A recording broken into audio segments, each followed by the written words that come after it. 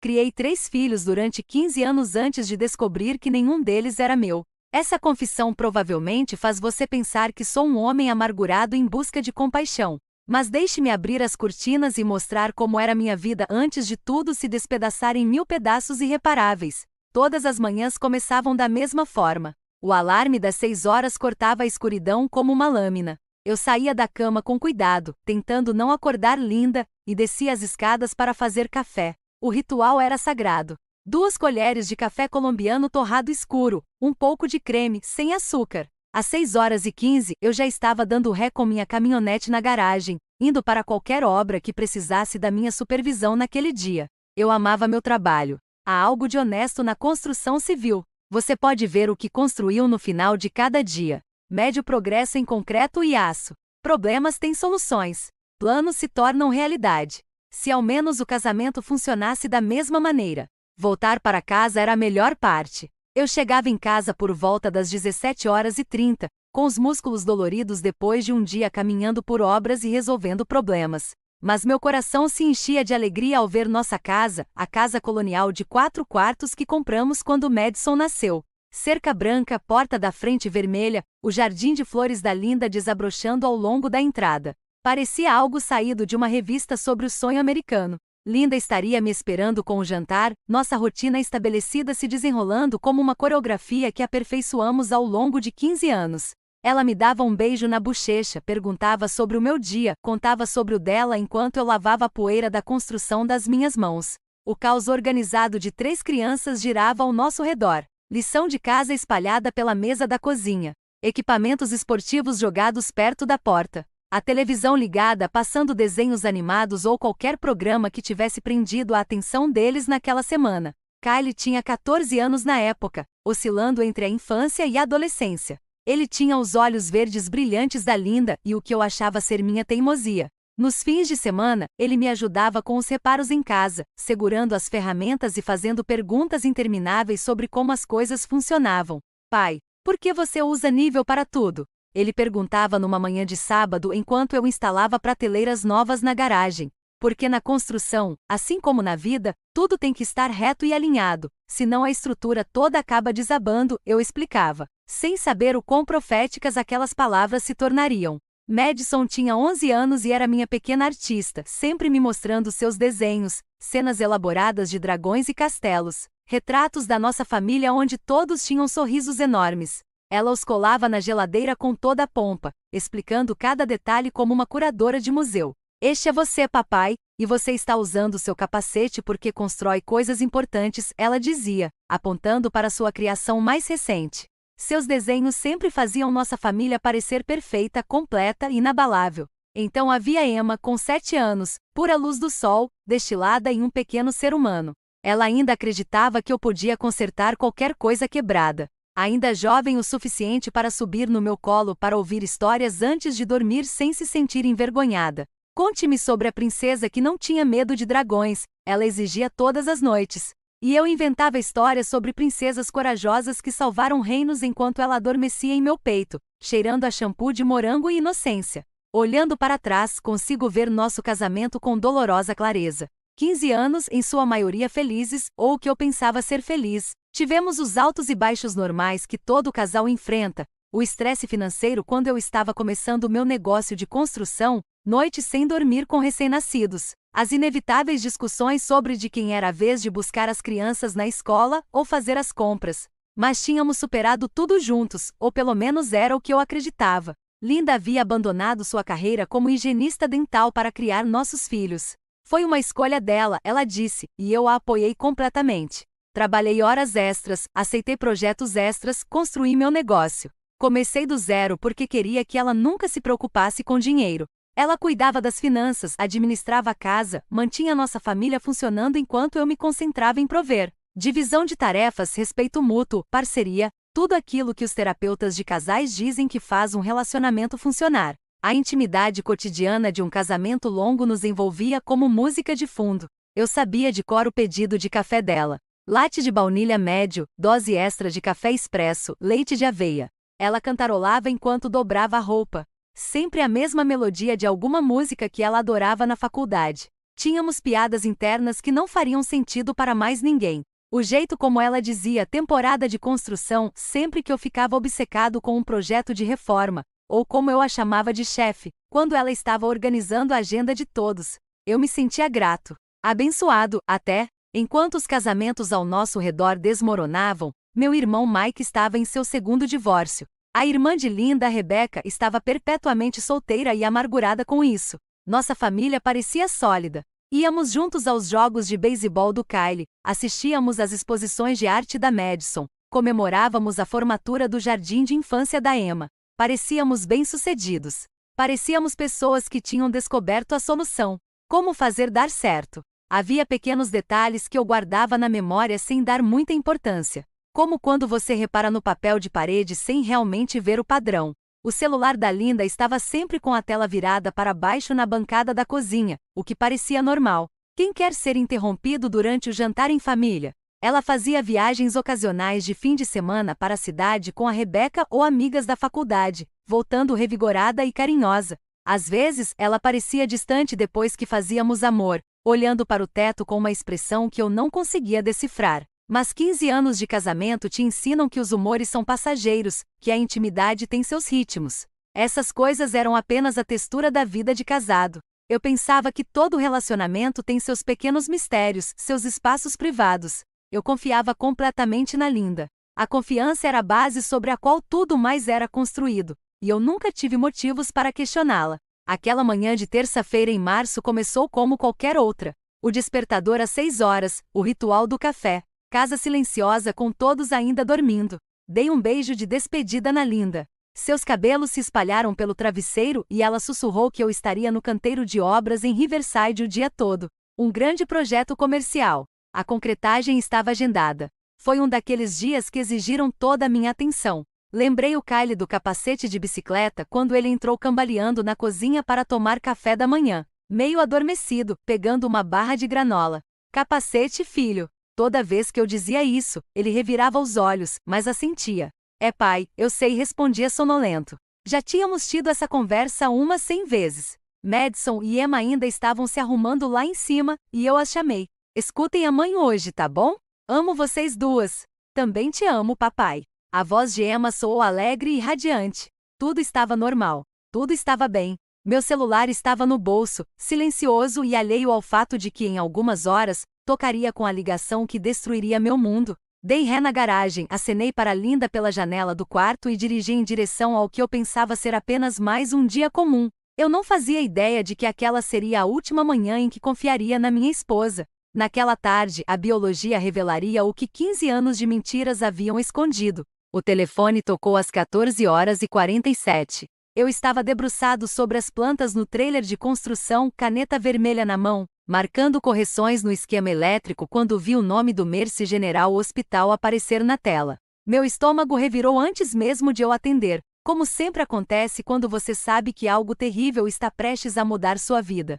Senhor Brennan. A voz da enfermeira era profissionalmente calma, treinada para dar más notícias sem causar pânico. Aqui é do Mercy General. Seu filho Kyle se envolveu em um acidente. Eu já estava de pé, já pegando minhas chaves. Como ele está mal?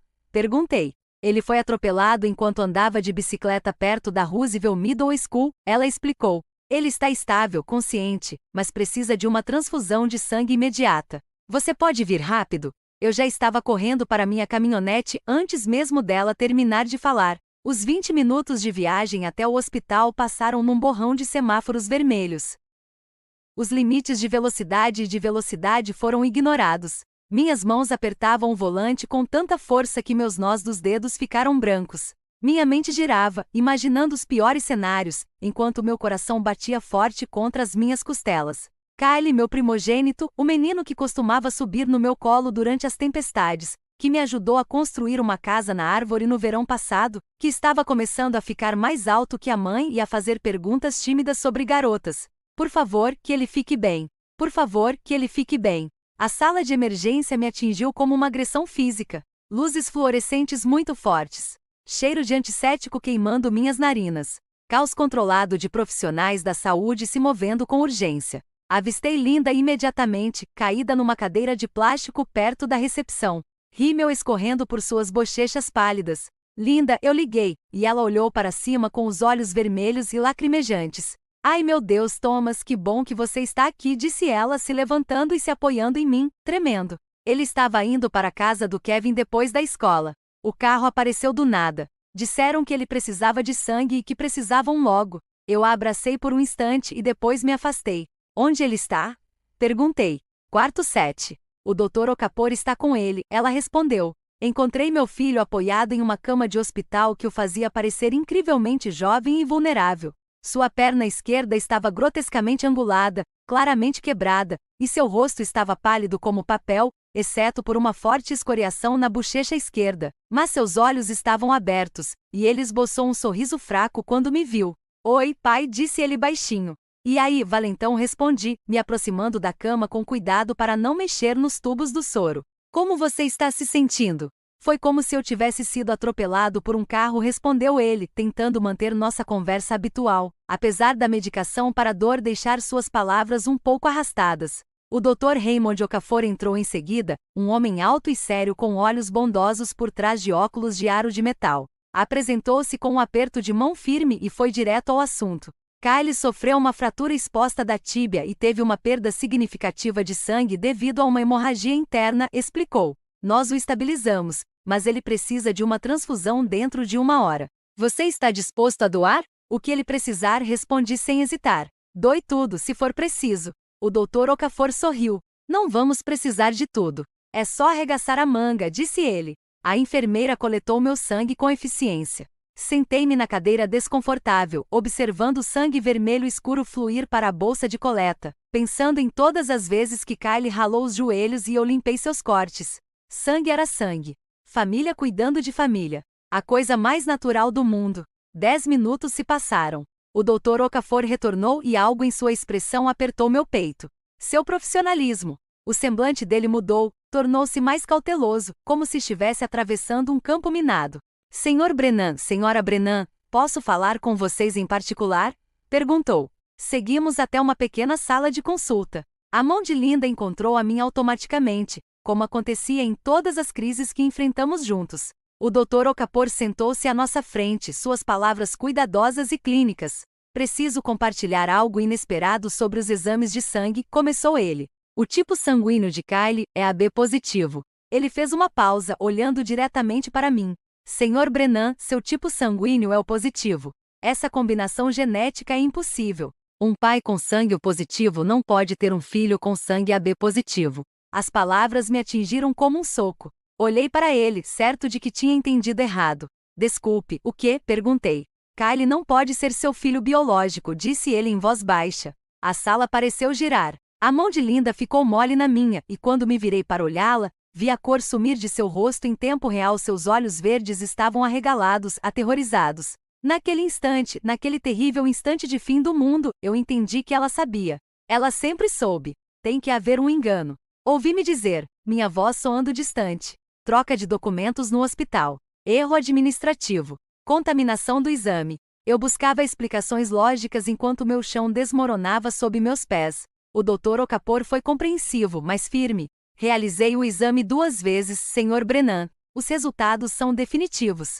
Sinto muito, disse ele. Olhei para Kyle pela janela da sala de consulta. Meu filho, o menino a quem ensinei a andar de bicicleta, cuja primeira palavra foi papai, que tinha meus trejeitos e gestos, mas aparentemente não meu sangue. 14 anos de paternidade repentinamente vistos sob uma nova perspectiva. Linda gaguejava ao meu lado, sua voz aguda e desesperada. Tem que haver algo errado. Talvez tenha havido alguma confusão com a papelada quando ele nasceu. Hospitais cometem erros o tempo todo, disse ela. Forcei-me a sentir, a entrar no jogo, a agir como se fosse apenas um mistério médico que resolveríamos depois. Mas minha mente já estava a mil, já calculando, já sabendo que um tipo sanguíneo impossível significava que tudo em que eu acreditara por 15 anos poderia ser baseado em mentiras. Usaremos sangue do nosso banco para a transfusão do Kyle, disse a doutora Okafor gentilmente. Ele ficará bem. Isso não afeta o tratamento dele em nada. O procedimento de Kyle correu bem. Sentei-me ao lado da cama dele, segurando sua mão, acariciando seus cabelos, sussurrando que tudo ficaria bem. Enquanto meu mundo explodia em câmera lenta, Ele adormeceu sob o efeito da anestesia com a mão na minha, confiante e tranquilo, alheio ao fato de que sua paternidade acabará de se tornar uma incógnita. Linda tentou falar comigo no corredor. Thomas, precisamos conversar, começou ela. Agora não, interrompi, minha voz fria, controlada. Kylie precisa de nós. Lidaremos com isso depois. Mas o depois já havia chegado, não é? A preocupação era como um tumor no meu peito, crescendo a cada segundo. Passei a noite seguindo uma rotina mecânica, conversando com os médicos do Kylie, ligando para nossos pais para dar notícias, providenciando alguém para cobrir meu trabalho amanhã. Comportamento normal de marido e pai, enquanto meu cérebro funcionava como um computador, processando possibilidades. Eu não queria pensar nisso. Naquela noite fiquei deitado rígido ao lado de Linda na nossa cama. Ela fingia dormir. Eu percebi pela sua respiração, controlada demais, cuidadosa demais.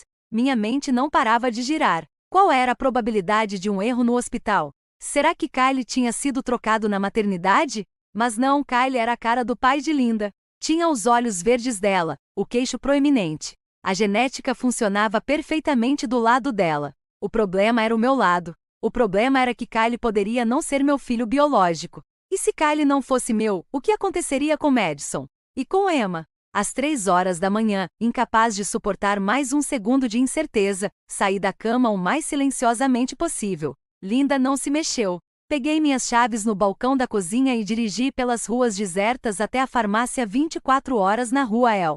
Comprei 3 testes de paternidade naquela noite, minhas mãos tremendo enquanto os colocava no balcão. A caixa adolescente parecia entediada, provavelmente presumindo que eu os estava comprando para o drama de outra pessoa. Eu dizia a mim mesmo que estava sendo paranoico, que o hospital estava errado, que tinha que haver uma explicação que não destruísse tudo. Mas lá no fundo, eu já sabia a verdade, e sabia que era pior do que apenas o Kylie. As 2 semanas de espera pelos resultados foram uma tortura psicológica disfarçada de vida normal. Tornei-me um mestre da arte da performance, representando o papel de marido amoroso e pai dedicado enquanto minha alma apodrecia por dentro. Todas as manhãs eu acordava às 6 horas, fazia café, dava um beijo de despedida em Linda e dirigia para o trabalho. Todas as noites eu voltava para casa, ajudava com a lição de casa, jantava, assistia à televisão e ia para a cama ao lado da mulher que talvez estivesse mentindo para mim durante todo o nosso casamento. Mas por trás da rotina, eu conduzia uma investigação com a paciência metódica de um homem que constrói arranha-céus para viver.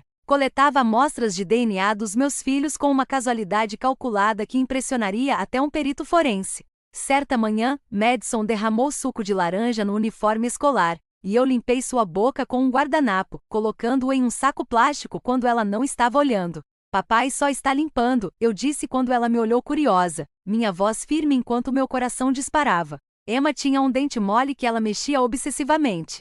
Ofereci-me para verificar com um cotonete, raspando delicadamente a parte interna da sua bochecha. Só para ter certeza de que está pronto para cair, querida, expliquei. Ela riu e saiu saltitando, confiando plenamente em mim. O cotonete foi para outro saco, etiquetado e guardado no porta-luvas da minha caminhonete. A amostra de Kylie já estava processada.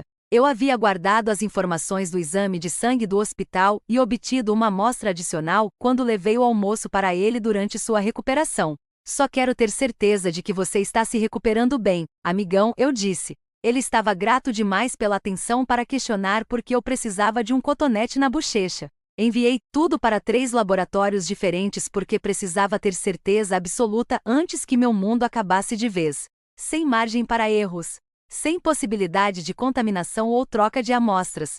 Se eu fosse destruir minha família, precisava de provas irrefutáveis. Linda me observava durante aquelas 2 semanas. Ela sabia que algo estava errado. Esposas desenvolvem um radar para o estado emocional do marido depois de 15 anos, mas ela não tinha certeza do quanto eu suspeitava. Ela perguntava repetidamente se eu estava bem, se eu estava chateado com o acidente do Kylie, se algo estava me incomodando no trabalho. Aperfeiçoei minha máscara.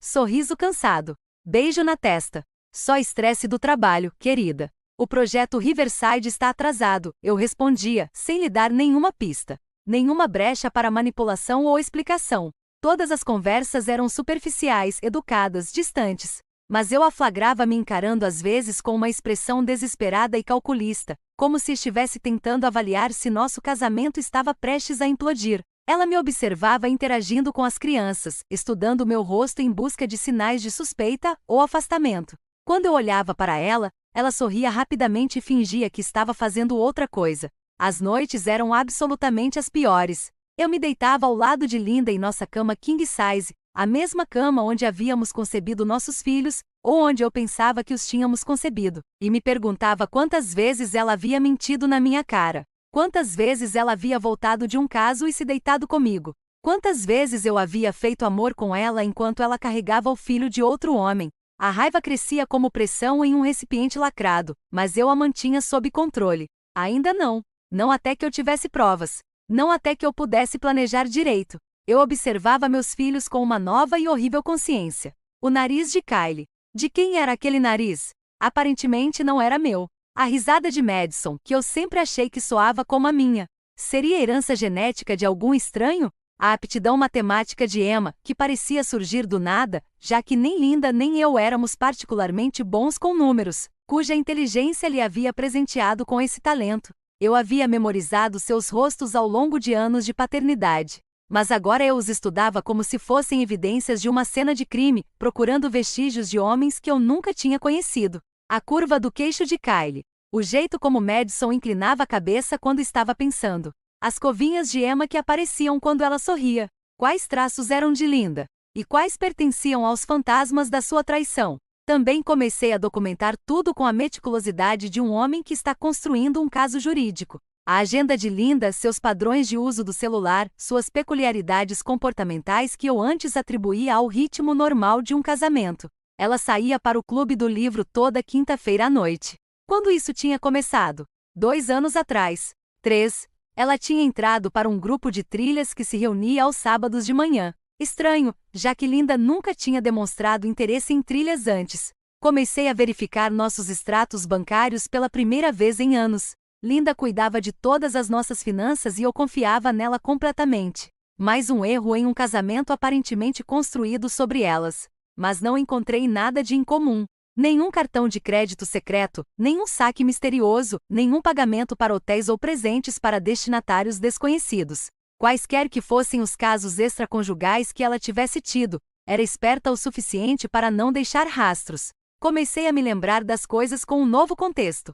O fim de semana de 2 anos atrás, quando ela visitou a tia doente em Cleveland enquanto eu ficava em casa com as crianças. Eu nunca tinha conhecido essa tia, e Linda voltou suspeitosamente revigorada para alguém que passou 2 dias no hospital no mês em que entrou para o clube do livro, chegando em casa com o batom um pouco borrado, o que ela justificou. Paramos para tomar uns drinks depois de discutirmos o romance, disse ela. Lembrou-me também da vez em que voltou do supermercado com o cabelo bagunçado e a blusa abotoada errada. Experimentei um suéter na Target, explicou. Os provadores são muito apertados. Eu acreditei nela. Por que não acreditaria? Suspeitar da infidelidade da esposa enquanto ela carregava as compras para dentro de casa parecia paranoico e ofensivo. Mas agora cada lembrança estava recontextualizada. Cada explicação parecia inadequada. Cada viagem, cada noite, cada mudança de humor assumia possibilidades sinistras. Os resultados do DNA chegaram numa sexta-feira. 3 envelopes separados na minha caixa de correio, cada um contendo potencialmente o fim da vida como eu a conhecia. Dirigi até o canteiro de obras em Riverside, estacionei no canto mais afastado do estacionamento, onde ninguém pudesse me ver, e os abri com as mãos tremendo como as de uma vítima de terremoto. Kylie, 0% de probabilidade de paternidade. Madison, 0% de probabilidade de paternidade. Emma, 0% de probabilidade de paternidade. 3 filhos, 3 pais biológicos diferentes. 15 anos de casamento construído sobre mentiras tão profundas que reescreveram a própria biologia. Fiquei sentada em silêncio por 30 minutos.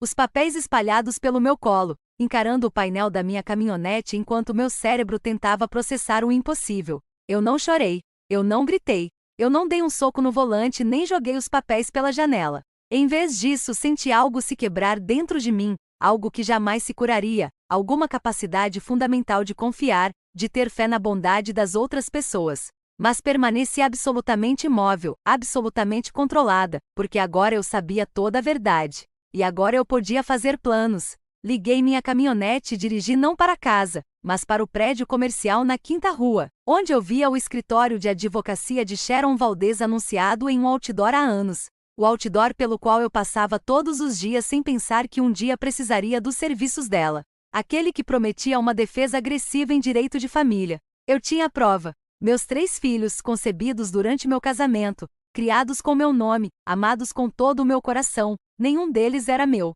Linda destruiu 15 anos da minha vida com uma traição calculada e metódica. Agora era a hora de destruir a dela. O escritório de Sharon Valdez cheirava a couro e café caro, com livros de direito enfileirados nas paredes e certificados exibidos em molduras polidas. Sentei-me em frente à sua enorme mesa de carvalho, ainda vestindo minhas roupas de trabalho, e dispus metodicamente os resultados do teste de DNA, como plantas para um projeto de demolição. Ela leu cada relatório com a neutralidade praticada de alguém que já viu os piores impulsos da humanidade documentados em papéis legais. Quando ela olhou para cima, havia algo quase como respeito em seus olhos escuros. Isso é fraude de paternidade em uma escala devastadora, disse ela, com voz cuidadosamente profissional. Neste estado, você tem motivos para obter a guarda total, indenização por fraude, dissolução completa dos bens conjugais e nenhuma obrigação de pensão alimentícia para crianças que não são biologicamente suas. Surpreendi-a com minha primeira resposta.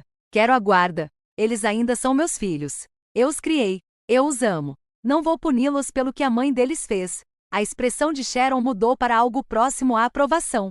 Isso muda a estratégia significativamente. A maioria dos homens na sua posição quer desistir de tudo, observou ela. Eu não sou a maioria dos homens, respondi. Ela explicou minhas opções legais. Processo de divórcio que destruiria Linda no tribunal. Possível processo por fraude buscando indenização por 15 anos de engano. Separação judicial imediata com a casa e a guarda principal ficando comigo. Proteções financeiras que deixariam Linda com uma pensão mínima e sem direito aos bens que construí com minha empresa de construção.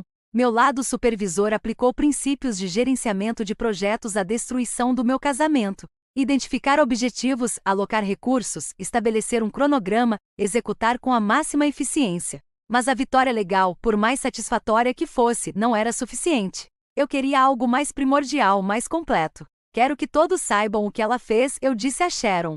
Quero que os pais dela vejam a traição da filha. Quero que meus filhos entendam por que a família deles está acabando. Quero que Linda enfrente as consequências publicamente, sem ter para onde fugir e sem como distorcer a história. Inicialmente, Sharon me aconselhou a não confrontá-la publicamente. Isso poderia complicar o processo de custódia se você parecer vingativa, alertou ela. Não me importo. Ela me humilhou em particular por 15 anos. Ela enfrentará a justiça publicamente agora, respondi. Juntas, elaboramos o plano. Um jantar de comemoração pela recuperação de Kylie, marcado para dali a 2 semanas.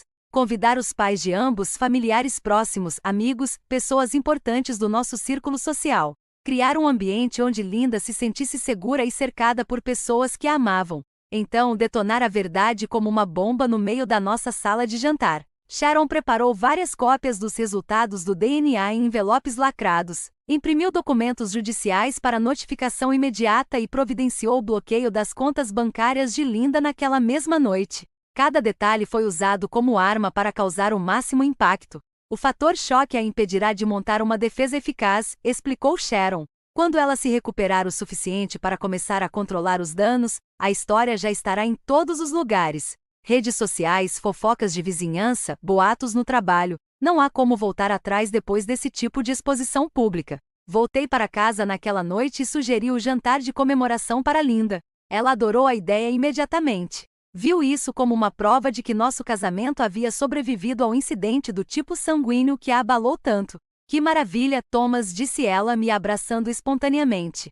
Kylie vai adorar ter todos juntos e será bom para nós também. Mostre a todos que estamos mais fortes do que nunca. Eu a abracei de volta, sentindo seu corpo contra o meu, o cheiro do seu perfume familiar, e não disse nada. Ela não fazia ideia de que eu já havia entrado com o pedido de divórcio. Não fazia ideia de que em 2 semanas toda a sua vida desmoronaria diante de todos que conhecia. O período de espera era diferente agora. Eu não estava mais paralisada pelo choque. Estava energizada pelo propósito. Ajudei Kylie com seus exercícios de fisioterapia, orgulhosa de sua determinação em andar sem muletas antes de voltar para a escola. Levei Madison para comprar materiais de arte novos, ouvindo sua conversa animada sobre uma pintura que estava fazendo para a exposição de arte da escola. Li histórias para a Emma dormir e a abracei até que ela adormecesse. Seu corpinho confiante e quentinho contra meu peito. Esses momentos eram preciosos de uma forma que nunca haviam sido antes. Os últimos dias antes de meus filhos descobrirem que sua família havia sido construída sobre mentiras. Eu estava memorizando a inocência deles, porque logo ela desapareceria para sempre. Linda ficou visivelmente mais relaxada à medida que o jantar se aproximava. Ela comprou um vestido novo, planejou um cardápio elaborado, decorou a casa com cuidado. Ela até cantarolou. Enquanto trabalhava, ela cantarolava a mesma melodia da faculdade que sempre cantava quando estava verdadeiramente feliz. Certa noite, ela se aproximou por trás de mim enquanto eu ajudava Kylie com a lição de casa e me abraçou pelos ombros. Que bom que estamos bem, sussurrou. Por um tempo fiquei preocupado que essa coisa do tipo sanguíneo pudesse te fazer questionar tudo. Mas você confia em mim, não é? Sabe que eu jamais faria algo para magoar nossa família. Recostei-me nela, sentindo seu calor, e dei um tapinha em seu braço. Claro que confio em você, respondi. A mentira agora saía fácil. Por dentro, eu contava os dias para que ela perdesse tudo. Ela não fazia ideia de que o jantar que planejava com tanto cuidado seria sua execução pública. Não fazia ideia de que os convidados que ela estava tão ansiosa para ver seriam testemunhas de sua completa destruição. Não fazia ideia de que o marido que ela pensava ter enganado com sucesso estava prestes a demonstrar que 15 anos de mentiras tinham consequências. O jantar de comemoração estava marcado para sábado à noite. No domingo de manhã, a vida de Linda, como ela a conhecia, teria acabado.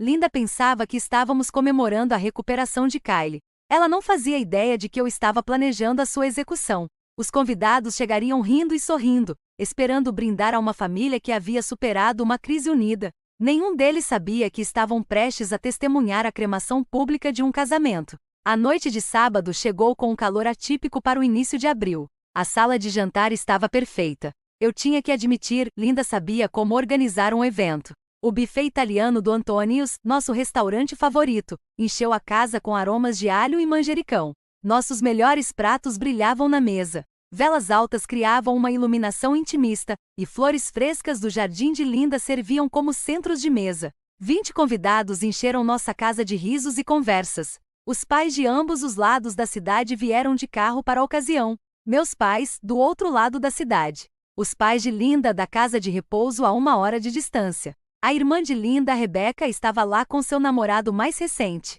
Meu irmão Mike com sua nova namorada, Sarah. Amigos próximos da família que viram nossos filhos crescerem. Casais que conhecíamos desde que Kylie usava fraldas. Kylie se locomovia com moletas, mas sorria o tempo todo, aproveitando cada momento de atenção. Ele adorava ser o centro das atenções. Adorava que seus avós o mimassem e fizessem perguntas detalhadas sobre o acidente. Madison e Emma haviam ajudado a pôr a mesa mais cedo, animadas com a festa. Vestindo seus melhores vestidos e se exibindo para os parentes que não viam com frequência, Linda estava radiante em seu novo vestido azul, o mesmo tom do que eu havia comprado para ela em nosso 10º aniversário de casamento. Ela circulava pela sala com a graça de uma anfitriã, reabastecendo as taças de vinho, certificando-se de que todos tivessem o suficiente para comer, rindo das histórias embaraçosas do pai. Ela cruzou meu olhar com o meu do outro lado da sala de jantar lotada e sussurrou: "Eu te amo." Seu rosto brilhava de felicidade. Assenti de volta com uma expressão neutra e o coração vazio. O jantar foi animado, com conversas paralelas e o calor da família. O pai de Linda contou a história do primeiro corte de cabelo de Kylie, de como ele gritou tão alto que os outros clientes fugiram da barbearia. Minha mãe elogiou as habilidades de Linda como mãe, falando sobre como nossos filhos eram bem ajustados e educados. Todos brindaram a recuperação de Kylie, a resiliência da família, a saúde e a felicidade. Durante um dos brindes, Linda estendeu a mão e apertou a minha por baixo da mesa. Seus dedos eram quentes, familiares, confiantes. Não retribui o aperto. Quando a sobremesa foi retirada e todos se acomodaram na satisfação pós-refeição, levantei-me e bati na minha taça de vinho com o garfo. O ambiente foi ficando cada vez mais silencioso, as conversas cessando enquanto os rostos se voltavam para mim, expectantes. Linda sorriu para mim, provavelmente pensando que eu faria um discurso emocionante sobre a força e a gratidão da família. Em vez disso, comecei. 2 semanas atrás, Kylie sofreu um acidente. No hospital, tentei doar sangue para a transfusão dele. Anunciei. Fiz uma pausa, deixando as palavras se assentarem. O médico me disse algo interessante. Meu tipo sanguíneo torna geneticamente impossível que eu seja o pai de Kylie. O sorriso congelou no rosto de Linda como uma fotografia. Um silêncio confuso se espalhou pela mesa. Observei a expressão do meu pai mudar de uma tranquilidade serena para uma atenção aguçada. Continuei, tirando envelopes lacrados do bolso do meu paletó. Fiz testes de DNA para Kylie, Madison e Emma. Estes são os resultados de 3 laboratórios diferentes. Comecei a distribuir os envelopes para cada adulto à mesa com a eficiência mecânica de um carteiro. Achei que todos vocês deveriam vê-los. Linda se levantou, a voz embargada pelo pânico. Thomas, não. Por favor, podemos conversar sobre isso em particular, implorou ela. Mas eu já estava comprometido, além do limite da misericórdia ou da descrição. Todos merecem saber a verdade, declarei categoricamente. Minha mãe abriu o envelope primeiro. Observei seu rosto se transformar de confusão em horror enquanto lia, sua mão voando para a boca, um pequeno som de dor escapando de seus lábios. O pai de Linda abriu sua cópia em seguida, sua tez escurecendo para um vermelho perigoso enquanto processava a informação. Que diabos é isso? Ele exigiu, sua voz ecoando claramente pela sala repentinamente silenciosa. Outros convidados estavam abrindo seus envelopes agora, expressões mudando de perplexidade para choque e para repulsa. A atmosfera mudou como a pressão do ar antes de um tornado, pesada e eletricamente carregada. Kylie agarrou sua cópia com as mãos trêmulas de um garoto de 14 anos. Observei o rosto do meu filho passar por uma terrível progressão. Confusão, compreensão, devastação, raiva. Pai. Sua voz falhou como se estivesse mudando completamente de novo. O que isso significa? Mantive minha voz firme, precisa, implacável. Significa que nenhum de vocês é biologicamente meu.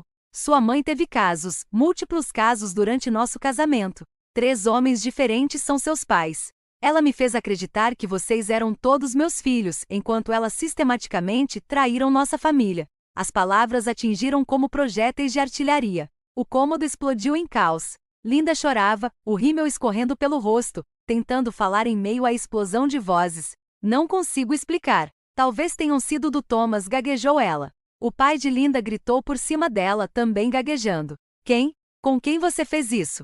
Seu rosto estava roxo de raiva. 20 anos de amor pela filha se transformando em fúria e repulsa. A mãe de Linda permaneceu pálida e muda, encarando a filha como se fosse uma estranha. Meus pais gritavam, meu pai exigindo detalhes, minha mãe perguntando como Linda pôde fazer isso com um homem tão bom. Rebecca chorava, repetindo Jesus Cristo, Linda como uma oração. Madison caiu em prantos e saiu correndo do cômodo. Emma, muito nova para entender completamente, mas pressentindo a catástrofe, agarrou-se à minha perna e soluçou.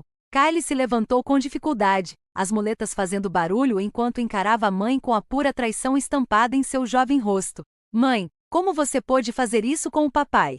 Como você pôde fazer isso conosco? Ele exigiu. Linda tentou explicar entre soluços, as palavras saindo em fragmentos desesperados. Homens diferentes, disse ela. Erros durante momentos difíceis do nosso casamento. Ela achou que os bebês poderiam ser do Thomas. Ela rezou para que fossem do Thomas. Ela nunca quis que ninguém se machucasse. Você sabia que eles poderiam não ser dele. A voz da mãe de Linda estava estridente de horror. Você deixou esse homem criar filhos que poderiam não ser dele. Kylie estava gritando agora. Você nos deixou acreditar que éramos uma família de verdade. Você me deixou chamá-lo de pai por 14 anos quando você sabia. Você sabia.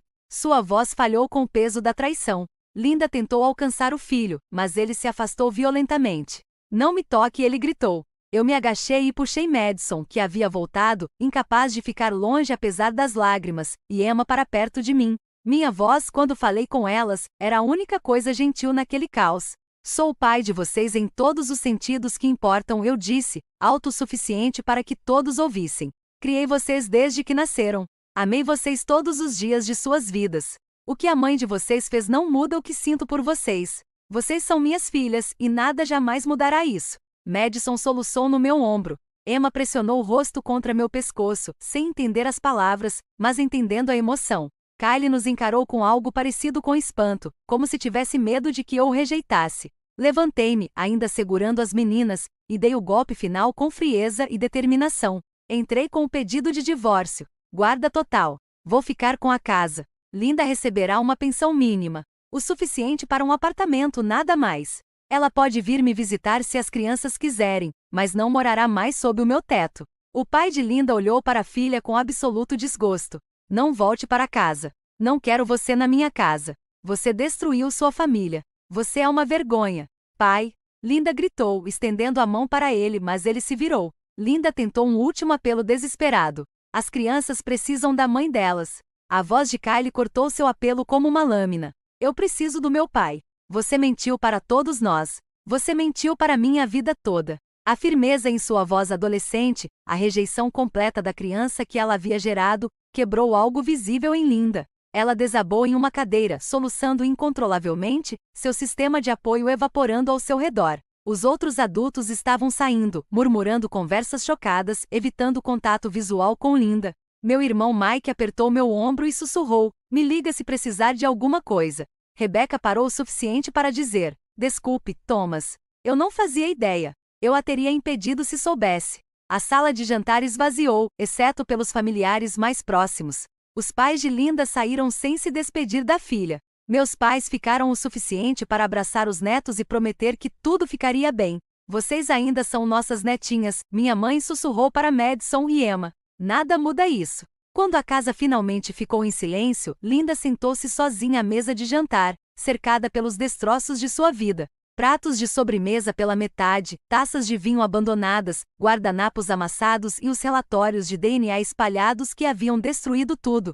Kylie quebrou o silêncio, sua voz rouca, mas determinada. "Eu quero ficar com o papai." Madison assentiu em meio às lágrimas. "Eu também." Emma parecia confusa, mas permaneceu encostada em mim. Linda tentou mais uma vez. "Por favor, Thomas, podemos resolver isso. Casamento, aconselhamento, terapia." Eu a interrompi com brutal firmeza. "Você construiu nossa família em cima de mentiras por 15 anos. Vou construir uma família de verdade com meus filhos agora. Uma baseada em honestidade e confiança. Você não faz mais parte disso." Os soluços de Linda ecoaram pela nossa casa vazia enquanto ela percebia que havia perdido tudo em uma noite: seu marido, seus filhos, o respeito de seus pais, toda a sua rede social. Ela apostou com a nossa família durante 9 anos e perdeu tudo quando a verdade finalmente veio à tona.